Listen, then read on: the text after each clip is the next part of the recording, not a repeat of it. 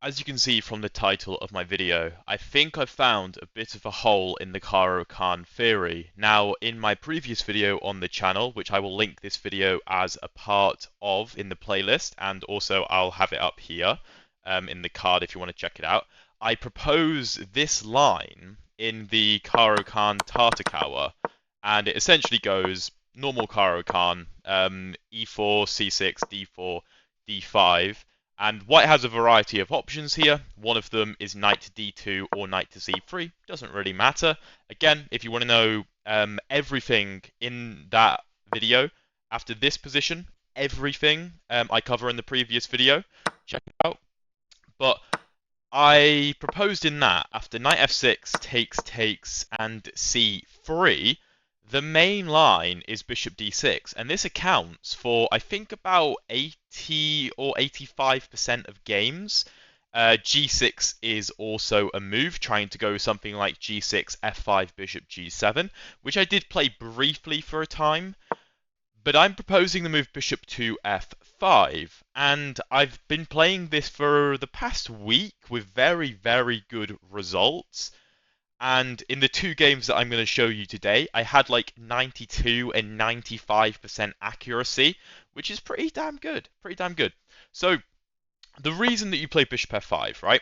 The reason I don't like bishop d6, the bishop on d6 is very natural. It takes away the f4 square for the opponent's bishop, and if white castles kingside, you eye up the h2 pawn. My problem is that white goes bishop d3, and after you castle, goes something like knight to e2, rook e8, queen c2, targeting the h7 pawn, and after a move like h6, white can castle, have a comfortable game, go after the f4 square with the knight and the bishop, or white can do something more aggressive with something like bishop e3, queen c7 targeting h2, and just go queenside. And although the computer doesn't think this is amazing, I really struggle in these positions. I find it really hard to generate counterplay with the black pieces. So, to avoid that, and by the way, based on the comments in the previous video, a lot of people were saying the same thing, that they do not like these kinds of positions because it feels like white just throws the kingside pawns and there's nothing you can do. The computer will tell you, oh, just defend, it's fine, but like, we're human. It's really difficult. So, we're going to avoid all that. We're going to avoid everything to do with that. And this is what I do in these two games. After c3, bishop f5. You stop white from going bishop d3. Now, white can go bishop d3, and you can take, and just trade the bishops, which is fine, because with the black pawn formation going something like g6 and f5 in the future, you're going to have a lot of pawns on the light squares to replace the influence of your light squared bishop. This bishop can maybe go to g7, but I'd personally recommend d6, just because it's more natural. White can try and go for a queen trade here. You can accept it or decline it, up to you. Doesn't really matter. You also don't have to play bishop d6. You can do something like knight d7 or bishop e7, I suppose. But if you do go something like bishop d6 and white goes for a queen trade, not gonna lie, I can't do much better for you in an opening as the black pieces than this, where you have a slight lead in development and you are under no danger whatsoever. To me, that's an opening success. So, in this game, my opponent goes bishop to f4. He doesn't offer me the trade of bishops, and in the other game we're going to go over, white takes a different approach, and I'm going to be talking about some of the lines following that. Bishop f4. So one of the downsides of starting with bishop f5 over bishop d6 is that if you go bishop to d6, of course white can't go bishop to f4. If you go bishop to f5, then white can go bishop to f4. It's not that scary though. Just trade the bishops. Like, so what? White, of course, can take, you get your queen out, and black has a lead in development. Black is about to castle and have a very nice game. If white tries to give a check, you can shift the king. I personally recommend bishop to e6. This bishop on e6 is actually quite good, and in a lot of lines, the bishop comes to f5 and then goes back to e6, which is also good because it targets the a2 pawn, so if white castles, he can just lose the a2 pawn, so it stops white from castling queenside in a lot of scenarios. So I'm a really big fan of it. But anyway, that's not what happens in this game. My opponent goes knight e2, defending the bishop, and there's no need to take. There's no need to take and give my opponent the opportunity to come forward. Remember, with his knight on e2, he's also blocking his bishop's development. And the bishop on c4, by the way, normally isn't that effective. I did say this in the previous video. Again, check that out if you haven't already at the end of this video. I think it's really useful. And it's the start of a playlist which I'm compiling of really solid Caro Kann theory to try and give people a big, like, solid repertoire for the Caro Kann. Bit like an opening course, but in a playlist. So, targeting the f7 pawn, it's not a worry. Anyway, knight e2, castle. Bishop d6, queen d6. White doesn't really have an option but to trade bishops, so because otherwise what's his knight doing? If his knight can't move, the bishop can't move. If the bishop can't move, white can't castle. Also, castling queenside would be very risky considering this bishop's activity and the lack of general development. So knight g3 attacks the knight, attacks the bishop. And here is a really important place to pause, because the natural instinct is to go bishop g6. That is the natural move. It's not the right move. It just isn't. Now, I will mention one of my favorite commenters, viewers, and subscribers, Draco, it's like Lyorki or something. He proposed a really interesting line in a comment on the previous video, which I will inevitably get more games in that line. I've already had a few, and I will make a video on it when I've got a few more games and I'm a bit more familiar with it. But in similar scenarios to this, not quite this scenario, but similar scenarios, where the knight goes from e2 to g3 to attack the bishop drops back to e6. This is the correct idea. Firstly, in this game, I actually give a check, because normally if you can get the rook to e8 in this opening, you should. So give a check first, bishop e2. I go bishop g4, just to put pressure on the bishop first, because I'm basically egging my opponent to play f3. And also, if you castle, I assume I can just take. And I thought that if my opponent takes with the knight, then he's just undeveloping, and I can get my pieces out, and I've got a slight lead in development. But he goes f3. I just bait the move f3 out because it's a bit weakening to the e3 square in particular, which I will exploit a little bit later in the game, kind of. And then drop the bishop back to e6. So although I played a couple of intermezzos with rook e8 and bishop g4, the idea is to bring the bishop back to e6, because it targets not only the a2 square, also the d5 square, and the c4 square. The reason those are important is because the only problem in this position for the black pieces is the 4 versus 3 on the queen side for white. And if white can somehow play something like c4 and d5 successfully, and say it's a trade and white can get the d-pawn through, then it's kind of dangerous. I did have some comments in the previous video of people saying that they often fell victim to this. So controlling the d5 square in particular, but also the c4 square to a certain extent, is very, very important in this opening, which is one of the other reasons why the bishop on e6 is very effective. My opponent castles. I go knight d7, just developing. This knight can often go via f8 into g6 and then maybe into f4, but also can take a route of b6 into c4 or d5, and then maybe eye up the dark squares in the position depending on where it goes. This knight can often be very, very valuable. Sometimes the knight goes through a6 to c7 and d5, or even sometimes to b4 in different pawn structures, which we'll see in the next game. My opponent goes knight e4, attacks my queen. I go queen to f4. The queen can drop back to c7. But what I'm basically doing here is offering my opponent a queen trade, because I feel like I've got a very nice setup to go into an endgame type position, because my queen is really annoying. It's just incredibly annoying for my opponent. And I'm basically getting ready to play the move f5. If my opponent goes something like a4 here, my next move is probably f5. Again, my opponent can offer me a queen trade because I can't take the knight because my queen hangs, and if I take, then knight takes.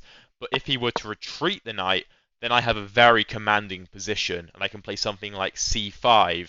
I can do something like rook a to d8, maybe get my knight through f6 into d5 to go after these dark squares. Again, f3, was inducing a weakness in the position. Important thing to know in any opening, really.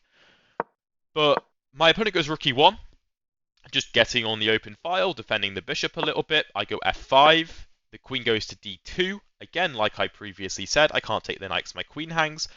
And I don't really have a better option but to take. I can retreat the queen, but I feel like I've just helped my opponent improve his position a bit if I do.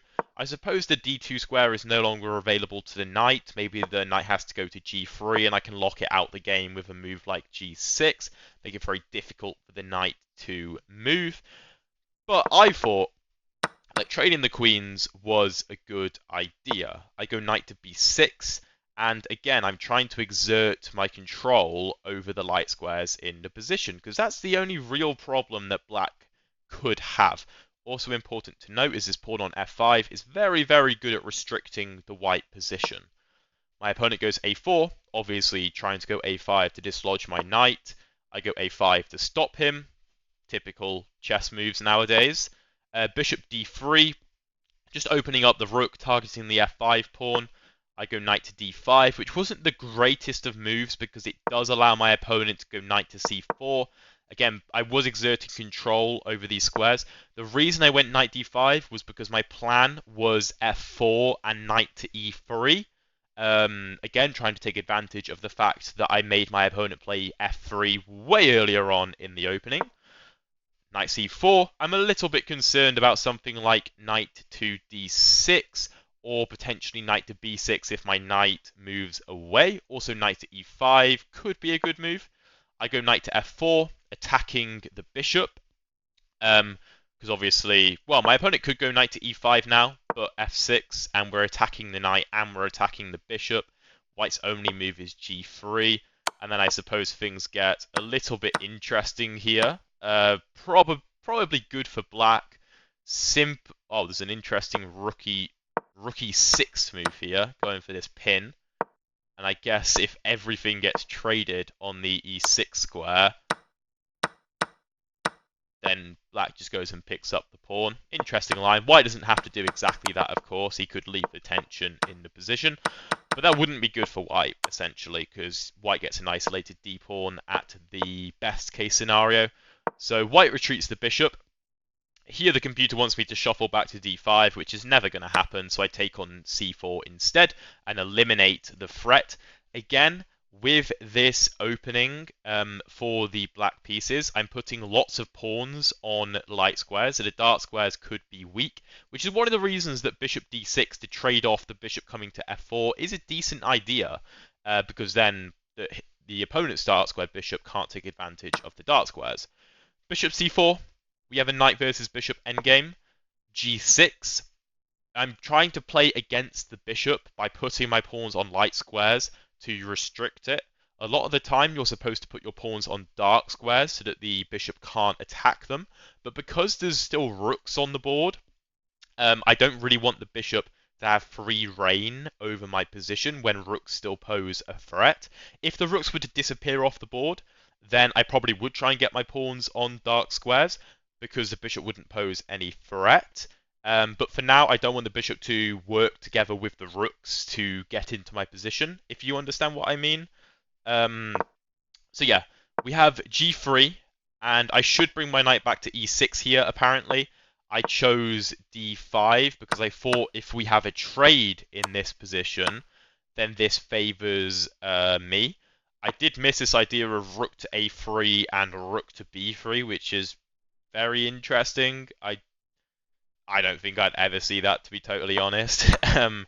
Because if white doesn't have this rook a3 move, then I think it's decent for black. Because if my opponent tries to trade the rooks, let's say king fa, rook e1, well, I don't even have to go takes, I suppose. I could just go rook e6 and then try and get my opponent to fix my structure for me. You'd probably get an interesting face-off like this, although maybe hanging the d5 pawn wouldn't be a good idea. This is decent for white, to be totally fair. I didn't really consider the idea of bishop takes, which is why my next move, king f8, is also considered a bad move, because the bishop can take. Me and my opponent both miss this, and once my opponent plays f4, There is one good move for black in this position. I'd encourage you to try and find it if you can. And it's knight to f6. Obviously, like I was saying, the bishop taking is not good. And what knight to f6 does is it gives me access to both e4 and g4 supported by this f5 pawn. The f5 pawn is very important in this opening, especially because this pawn is on d4 and no longer has the ability to defend the e4 square. And of course, my opponent just played f4 and gave up his control of these two squares. My knight is either going to g4 or e4, and you can't stop both at once. My opponent plays rook e5 here for whatever reason. Very confusing. I just give the check, win the rook.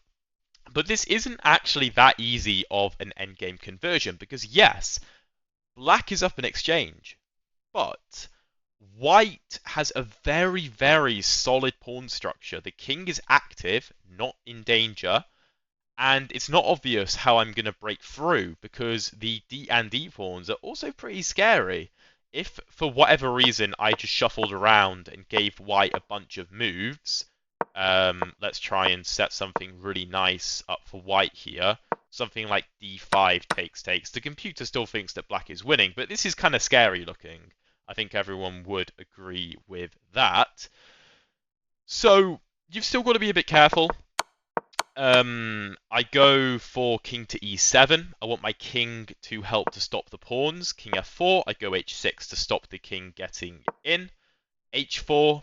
I go rook e to d8 because my idea is that my king and my pawn stop the move e6, and my pawn and my rook can stop the move d5, which means that if I stop both these pawn advances, this rook can try and get into my opponent's position. We have rook e1. I go b5. Here, I thought this was a really, really nice move because I'm basically offering up a pawn so that I can play rook a to b8 and pick up the b2 pawn and get in behind my opponent. And the thing is, if my opponent plays something like bishop b3 and tries to refuse the sacrifice, I can just take on a4. I can maybe go something like c5, maybe not immediately. After like rook a to c8, then c5 is a pretty good move, and it's very difficult for my opponent to stop me from breaking through. I also can play something like b4 here and try and undermine the protector of the d4 pawn. And let's say my opponent plays some kind of waiting move. Actually, that's not a waiting move, that defends. I don't know what a waiting move would be here. Let's say king f3. Then I could always do something like takes, rook b8, and try and get into the b2 square and get behind my opponent, and then it should be an easy conversion. Basically, because I'm up in exchange, I'm trying to open the files so my rooks can get activated. My opponent accepts the sacrifice. We get in behind, take on b2, rook a1 attacks my pawn on a5. And here, I found what I thought was a very, very nice move. I was initially going to play rook c2, but something about this I wasn't the biggest fan of because the f2 square was under threat. So I instead chose rook to c8, attacking the bishop instead of the pawn. Again, going for the same kind of skewer, but with the bishop in front. Bishop moves, I take on c3. And my plan was pretty simple. This king is boxed in, and it's going to get checkmated if my opponent isn't careful. He takes on a5, and here there's just a simple checkmate in 2. After rook f2 check, the king is completely boxed in by my pawns and his own pawns, well, more so the e5 pawn. And after the bishop blocks, rook f3 checkmate. So, basically, bishop f5, I think, worked incredibly well in this game because it meant that I was able to not only get the dark squared bishops off the board, which I think is probably a win for black, but also managed to induce a pretty nice weakness in the white position, which I then went on to exploit later in the game to get the queen trade, and also to try and get my knight into the game. And after I exchanged bishop for knight, yes, I did mess up a little bit in this position. My opponent had the opportunity to get a potentially winning advantage. I think it probably would have been a draw, to be totally honest. But once my opponent slipped up, we used the knight versus the bishop very, very nicely, win the exchange, and convert the endgame. Second game. So again, we have exactly the same start. Well, we actually starts with d4, but I like to play c6 to give my opponent the option of going back into a Caro. If my opponent really wants to play something like a London or something like a Queen's Gambit declined, I will play a Slav against it the majority of the time. But I like to give them the option of the Caro because it is technically considered to be better for white. Except I really want white to play it. So d5, knight c3, we have the same thing. Knight f6, takes. And again, my opponent here actually doesn't play the move c3. He goes bishop to e3, which is very, very rare. But again, we go bishop to f5. Bishop e3 serves the same purpose as c3. Because the point is white wants to go bishop d3, but he can't because of queen d4. You just lose the defender. You can play this in a gambit style with white if you really want to. It's not terrible for the white pieces, but it's not great. It's not amazing. The queen probably should go on maybe d5 though, because there's no knight to come to c3. That's probably a bit more accurate. But yeah, bishop e3 serves the same purpose. It defends the pawn so that bishop d3 can be played. And if we play this in a normal fashion, this bishop is just quite scary. So we go bishop f5, bishop d3, trade the bishops. Now, I think bishop d6 is actually a bit more accurate here, because bishop f5 can be met with queen a5 check, and you pick the bishop back up, and white is just a little bit less ahead in development, basically, if you do it this way round. It's fine to do it like this, but it's not quite as good. Bishop d6, knight e2, castle, knight g3, and we have a very similar situation. We have knight to a6. Like I said, the knight can come to d7, but it can also come to a6. The reason I put it on a6 is because I want to go through c7 or b5 to get to d5. And I also want to try and make my opponent play c3, because I want him to be afraid of the move knight to b4 attacking his queen. In which case, I can just go through c7 into d5 anyway. I just kind of want to make him waste a move. He doesn't. He goes knight to f5. That is one of the downsides of playing bishop f5 and trading the bishop off, because a lot of the time, if this knight does make it to f5, which is one of the most important squares in the position, f4 and f5 are very important. A lot of the time you will exchange the bishop on c8 for the knight on f5. We don't have that option anymore because we've traded the bishop off. But knight b4 attacking the queen, queen d2, and knight d5. And I think this is a very nice position. We get the knight to d5 attacking the bishop. We also have good control over the f4 square. This knight looks very good, but like if you do something like taking my bishop, so what? This bishop sucks. This knight is better than that bishop. And if you play something like c4, I'm just going to take. I'll just take. So no issues there. And you can't take with the queen because of rook e8, so you have to damage your structure a bit. And this is just good for the black pieces. So, my opponent castles. I go rook f2, e8. I'm in no rush to take this bishop. This bishop is going absolutely nowhere. It literally can't go anywhere. So, rook f to e1, rook e6. And you may be thinking, come on, this is cool. This is an interesting opening idea, yeah. But this is a boring position. Why are you showing me this? Two things. Firstly, I'm rated just under 2000 elo over the board. So when I'm learning openings with the black pieces, I am learning openings that I will get equal positions out of the opening with. I am no longer at the level where I'm trying to play insane gambit lines that I can get punished very easily with.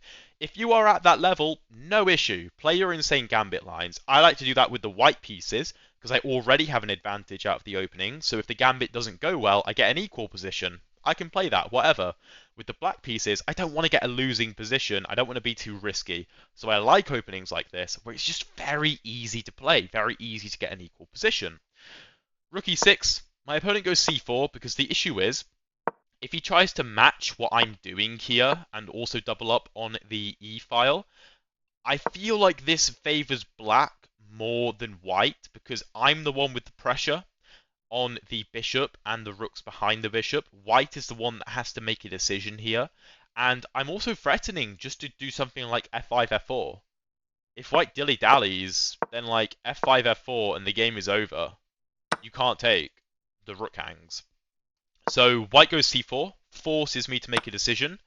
Knight e3, rook e3, rook a to e8, rook a to e1. This is a very boring position. Alright, I get it, but equal. This is good. The game is not over. I take, rook takes, queen takes, and queen e6.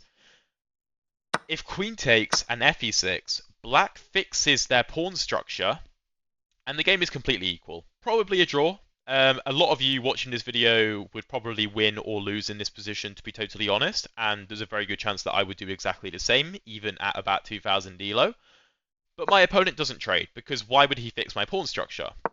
He goes b3, just defending his c4 pawn. I can't take it because I would get checkmated, but I could start with king f8 and then play it.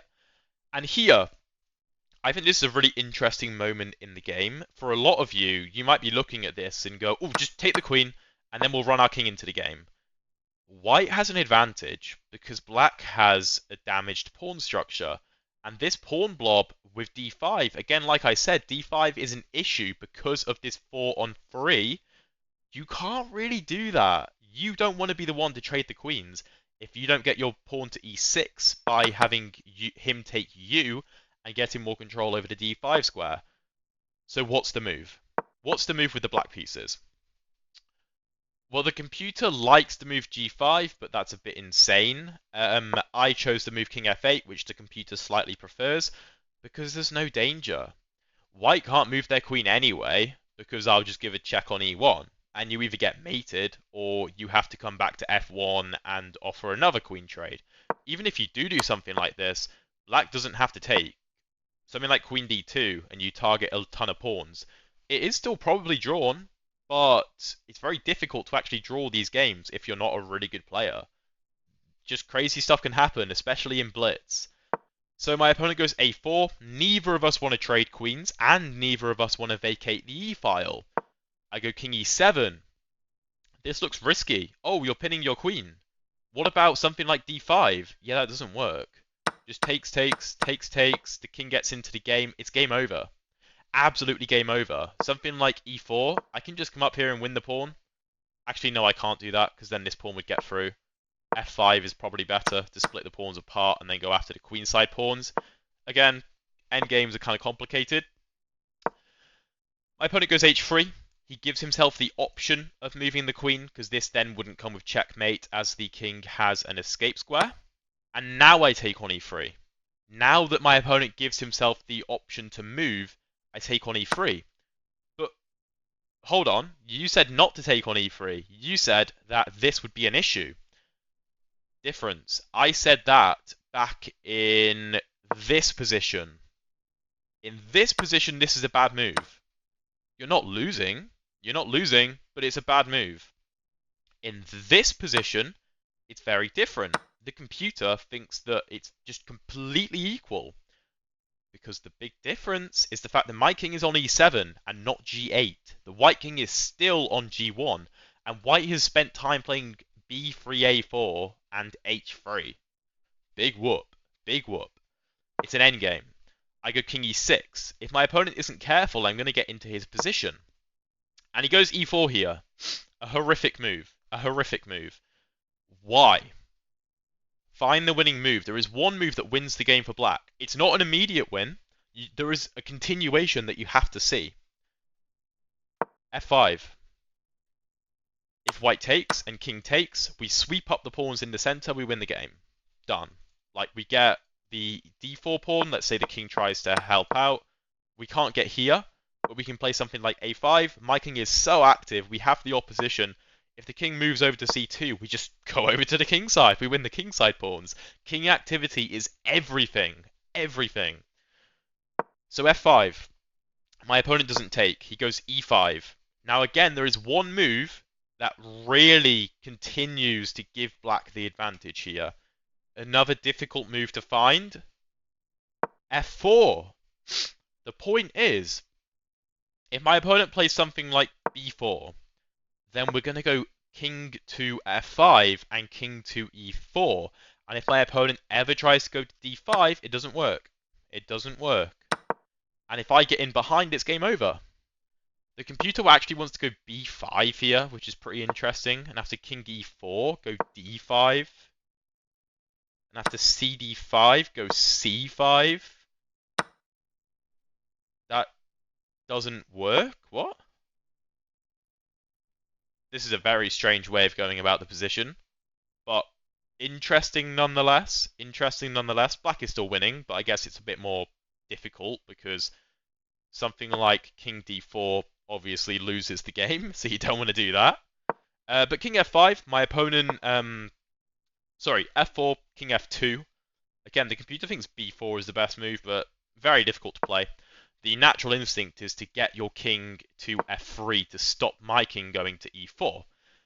So now we're at a bit of a standoff. It is equal material, but black has more space and is better.